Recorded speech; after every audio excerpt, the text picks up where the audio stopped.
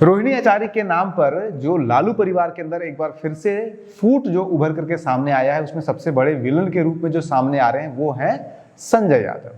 अब संजय यादव को जब इस तरह से विलन बनाया जा रहा है तो आरजेडी में दो फड़ा बंटता हुआ दिख रहा है, एक फड़ा जो उनको सपोर्ट कर रहा है और एक जो उनको अपोज कर रहा है।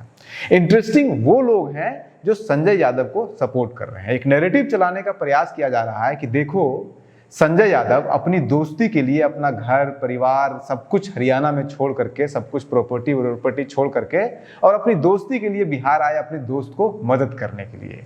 तो वो तो बहुत सारा त्याग किए हैं और उसमें ये भी कहा जा रहा है कि वो तो करोड़ों की नौकरी, करोड़ों का प्रॉपर्टी छोड़ करके आए हैं बिहार, तो बहुत कुछ बलिदान दिया है उन्होंने, तो उनके ऊपर आक्षेप नहीं लगना चाहिए। तो हमने सोचा जरा पता करें कि आखिर इनकी कितनी प्रॉपर्टी थी, कितने पढ़े लिखे हैं और कहाँ पे ये नौकरी कर रहे थे जो इनको करोड़ों की जो है वो पैकेज दिया जा रहा था।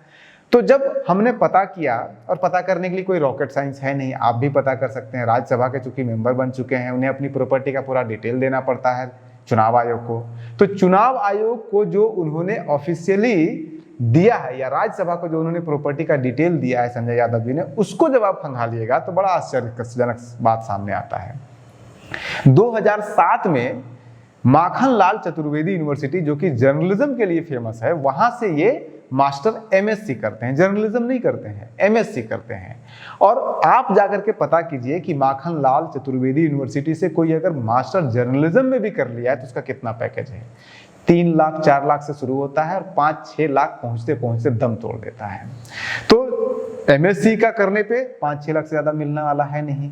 अब 2007 से लेकर के 2012 तक ये नौकरी कर रहे थे। दूसरा पॉइंट इसको पकड़िए, 2007 से लेकर के 2012 तक ये नौकरी कर रहे थे और एक कंपनी में नहीं, 5 अलग अलग कंपनियों में इन्होंने नौकरी किया है। छोड़ा है या निकाल दिया गया ये हमें नहीं पता, ये तो वही बता सकते हैं। लेकिन 5 अलग अलग नौकरियों जगहों पे ये नौकरी करते हैं और 7 से लेकर के 2007 से लेकर 2012 तक ये नौकरी करते हैं। लेकिन उस नौकरी के दौरान इनकी इतनी भी कमाई नहीं होती है कि ये एक कमरा, एक घर खरीद सके दिल्ली के अंदर। लेकिन उसके बाद कैसी त्याग का क्या फल मिलता है उसको ये देखिए, ऐसे देखिए कि 2012 के एंड में 13 के अर्ली में ये बिहार आते हैं तो सबसे पहला गुरु दक्षिणा देते हैं तेजस्वी यादव इनको, और वो गुरु दक्षिणा मिलता है इनको एक घर के रूप में। हम ये नहीं कह रहे हैं कि तेजस्वी यादव ने ही दिया था उनको वो घर, लेकिन इतना तो जरूर है कि तेजस्वी यादव के संपर्क में आने के बाद पहली बार जब उन्होंने तय किया कि उन्हें बिहार जाना है, तेजस्वी के लिए परमानेंट काम करना है, तो सबसे पहले उनको एक घर मिलता है दिल्ली के अंदर। 2013 में ये घर खरीदते हैं दिल्ली में, अपने जीवन का पहला घर खरीदते हैं द्वारका सेक्टर 3 पॉकेट सी न्यू दिल्ली। फ्लैट नंबर भी आप जान लीजिए 25D है फ्लैट नंबर और 320 स्क्वायर फुट का ये घर खरीदते हैं। जो व्यक्ति 2007 से लेकर के 2012 तक करोड़ों की नौकरी कर रहा था वो अपने लिए घर नहीं खरीद पाया, लेकिन तेजस्वी यादव के संपर्क में आते ही सबसे पहले एक घर खरीद लिया। उसके बाद फिर एक घर पे ये सीमित नहीं रहते हैं, 2018 में फिर अपनी पत्नी के नाम पे भी ये घर खरीदते हैं और वो घर खरीदते हैं टोडरमल कॉलोनी नजफगढ़ में। फ्लैट नंबर 142, 152, 153, खसरा नंबर 31/14, 31/15, 131/15, 2, 31/16, 31/17 और ये सब मिला करके टोटल 166.66 स्क्वायर यार्ड का ये घर खरीदते हैं। यानी कि तेजस्वी यादव के संपर्क में आने के बाद, तेजस्वी यादव के लिए नौकरी करने के बाद, या कह लीजिए कि त्याग करने के बाद, दोस्ती निभाते हुए, त्याग के साथ दोस्ती निभाते हुए ये 2 घर खरीद लेते हैं 5 साल के अंदर। और जब ये कोई त्याग नहीं कर रहे थे, ऐश कर रहे थे, बड़ी बड़ी नौकरियां कर रहे थे, करोड़ों का पैकेज उठा रहे थे, तब इनसे एक कमरा नहीं खरीदा गया। इसके अलावा और भी इनके पास प्रॉपर्टी है, 7 भैंसे हैं, 7.5 लाख का तो सिर्फ इनके पास गाय और भैंसे हैं। अब चूंकि कोई ये प्रॉपर्टी का डिटेल में चुनाव आयोग को देना नहीं पड़ता है कि भैंसा आपने कब खरीदा, लेकिन इनके नाम पर है। 7 भैंसे हैं, 5 भैंस है, 2 गायें हैं, उसकी कीमत 7.5 लाख है और सोना चांदी तो भरमार है, वो सब आप छोड़ दीजिए क्योंकि वो मामला यहाँ नहीं है। मामला सिर्फ इतना है कि ये घर, जो कि क्लियर है कि तेजस्वी यादव के संपर्क में आने के बाद ही ये 2 घर खरीदे हैं और उसके पहले जब करोड़ों का ये पैकेज उठा रहे थे तो एक भी घर नहीं खरीदे थे, कुछ नहीं खरीदे थे, ये गाड़ी भी नहीं खरीदे थे। अब आइए इस नैरेटिव के ऊपर कि ये अगर माना जाए, हमने मई में एक वीडियो बना करके आपको दिया था जिसमें हमने पूरा डिटेल में बताया था जब तेज प्रताप का पूरा मामला सामने आया था और उनको घर से, पार्टी से निकाला गया था, तब हमने कहा था कि ये पूरा खेल जो रचा गया है ये संजय यादव जी के द्वारा रचा गया है और इसकी शुरुआत 2024 के चुनाव के पहले ही शुरू हो गई थी। और संजय यादव को पता था कि अगर तेजस्वी यादव को आरजेडी का वन मैन आर्मी बनाना है, सर्वे सर्वा बनाना है, तो उसके लिए लालू परिवार के अंदर जितने भी कंटेंडर है उनको सबको साइड करना है। और कंटेंडर उस समय थे तेज प्रताप और मीसा भारती, बाकी लालू यादव के कोई भी बच्चे पॉलिटिक्स में नहीं थे। तो इन दोनों को साइड कैसे किया जाए? साइड करने के लिए इन्होंने रोहिणी आचार्य का इस्तेमाल किया। रोहिणी आचार्य को किडनी दी, पूरा नैरेटिव गढ़ा गया, पूरा एकदम घर के, परिवार के लिए, बाप के लिए, पिता के लिए इतना बड़ा त्याग दी है। और उस नैरेटिव के, उस त्याग वाले नैरेटिव के साथ लोकसभा चुनाव में उनको लॉन्च किया जाता है।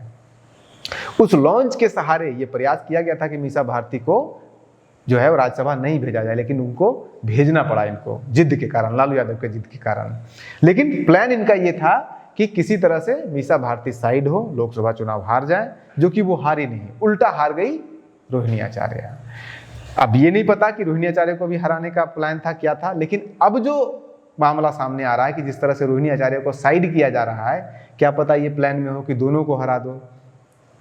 तेज प्रताप तो ऑलरेडी साइड हो ही चुके हैं। तो इस नैरेटिव में सबसे बड़ा सवाल ये उठता है कि क्या ये माना जा सकता है कि तेज प्रताप को बड़ी आसानी से साइड कर दिए तेजस्वी यादव या फिर संजय यादव ने उस समय पे, और उसके लिए कोई सिंपैथी का चला भी नहीं, क्योंकि लोगों के अंदर ये नैरेटिव, लोगों के अंदर ये परसेप्शन तेज प्रताप के बारे में बना हुआ है, जो बेवकूफ आदमी है, उसको कुछ पता नहीं है, वो मतलब अल्लड़ है, जो भी आप मान लीजिए, अल्लड़ है, तो वो कुछ उल्टा पुल्टा किया होगा, इसीलिए उसका हटना सही था। लेकिन रोहिणी आचार्य के लिए तो पूरा जो है वो जो सिंपैथी वाला पूरा नैरेटिव, ये तो संजय यादव की द्वारा ही नैरेटिव गढ़ा गया है। तो उस नैरेटिव का इनके पास आज के डेट में कोई तोड़ नहीं है। समय के साथ क्या होता है हमें नहीं पता, लेकिन उस समय भी जब हमने वीडियो बनाया था, तब हमने उस समय भी कहा था कि तेज प्रताप नई पार्टी बनाएंगे, मीसा भारती उनके साथ आएगी, और भी लोग जो लालू परिवार के भीतर के हैं और जो तेजस्वी यादव के एक छत्र राज से नाखुश हैं और जो लोग संजय यादव के बढ़ते हस्तक्षेप से नाखुश हैं, वो सब आएंगे तेज प्रताप के साथ है। अब सवाल ये उठता है कि कितना जल्दी तेज प्रताप के साथ मीसा भारती और रोहिणी आचार्य आती हैं, किस रूप में आती हैं, कैसे आती हैं, क्या होता है वो समय बताएगा। लेकिन इतना तो तय है कि संजय यादव के बारे में जो नैरेटिव ये गढ़ने का प्रयास किया जा रहा है कि संजय यादव जो है वो मखमल का बिस्तर, करोड़ों की नौकरी, सब कुछ छोड़ छाड़ करके दोस्ती निभाने के लिए आए थे। असल में दोस्ती निभाने नहीं आए थे, पैसे कमाने आए थे, और वो दिख रहा है उनके प्रॉपर्टी में। एक खासियत, सबसे बड़ी खासियत देखिए, आईटी टीम में है, वो आईटी पूरा संभालते हैं, तो झूठ बोलना और नैरेटिव गढ़ना, पॉलिटिकल नैरेटिव गढ़ना वो तो आता है, जैसे प्रशांत किशोर को भी आता है। लेकिन इनके अंदर, यानी कि संजय यादव के अंदर एक बड़ी क्वालिटी ये है कि इनको फंड इकट्ठा करने आता है। फंड इकट्ठा कैसे करने आता है, आप इस बात को ऐसे समझिए कि 2011-12 में आरजेडी का पूरे साल भर में जो फंड कलेक्शन होता है, हर पार्टी फंड कलेक्ट करती है, तो जो जिसको आप कह सकते हैं चंदा कलेक्शन करना, तो जो चंदा कलेक्ट हुआ था उस समय 2011-12 में पूरे आरजेडी को मिला था मात्र 26,32,000 रुपए। ये पूरे एक साल का चंदा है एक पॉलिटिकल पार्टी का, आरजेडी का। लेकिन उसके बाद 2016-17 आते आते आप इमेजिन कीजिए कितना चंदा पहुंच गया होगा आरजेडी का। 2016-17 में आरजेडी का चंदा का कलेक्शन था 57 करोड़ 95 लाख है। 26 लाख से सीधे बढ़कर के 57 करोड़ हो गया। और वो 2022-23 में, 23-24 में जब फिर से आरजेडी सत्ता में थी, तब ये 81 करोड़ तक पहुंच गया। और 81 करोड़ तो सिर्फ इलेक्ट्रल बॉन्ड से हुआ था, जो कि सर्टिफाइड है, जो इसका पेपर है, नॉन पेपर जो है वो तो पता नहीं और कितना हुआ होगा।